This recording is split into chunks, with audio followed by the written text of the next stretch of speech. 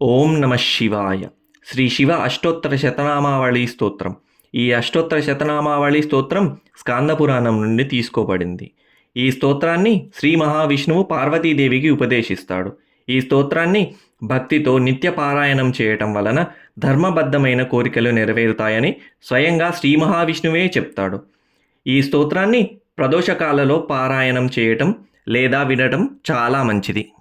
शिवो महेश्वरः शम्भुः पिनाकी शशिशेखरः वामदेवो विरूपाक्षः कपर्दी नीललोहितः शङ्करः शूलपानिश्च खट्वाङ्गी विष्णुवल्लभः शिपिविष्टो अम्बिकानाथः श्रीकण्ठो भक्तवत्सलः भवः शर्वस्त्रिलोकेशः शितिकण्ठः शिवाप्रियः उग्रः कपालीकामारी अन्धकासुरसूदनः गङ्गाधरो ललाटाक्षः कालकालः कृपानिधिः भीमः परशुहस्तश्च मृगपानिर्जटाधरः कैलासवासी कवची कठोरस्त्रिपुरान्तकः वृषाङ्को वृषभारूढो भस्मोद्धूलितविग्रहः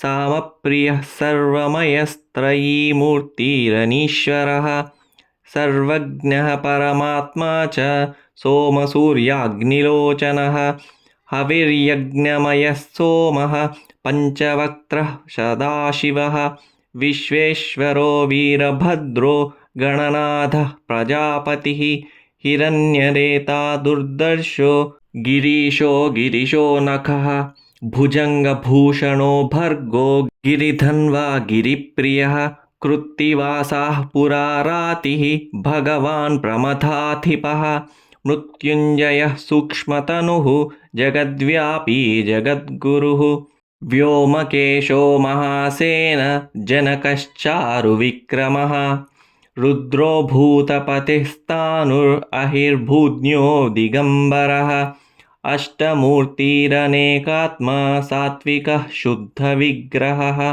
शाश्वतः खण्डपरशुः अजः पाशविमोचकः मृडः पशुपतिर्देवो महादेवो व्ययो हरिः पूषदन्तभिदव्यग्रो दक्षाध्वरहरोहरः भगनेत्रभिदव्यक्तः सहस्राक्षः सहस्रपात् अपवर्गप्रदोऽनन्तः स्तारकः परमेश्वरः एवं श्रीशम्भुदेवस्य नाम्नामष्टोत्तरं शतम् इति श्रीशिवाष्टोत्तरशतनामावळिस्तोत्रं सम्पूर्णम्।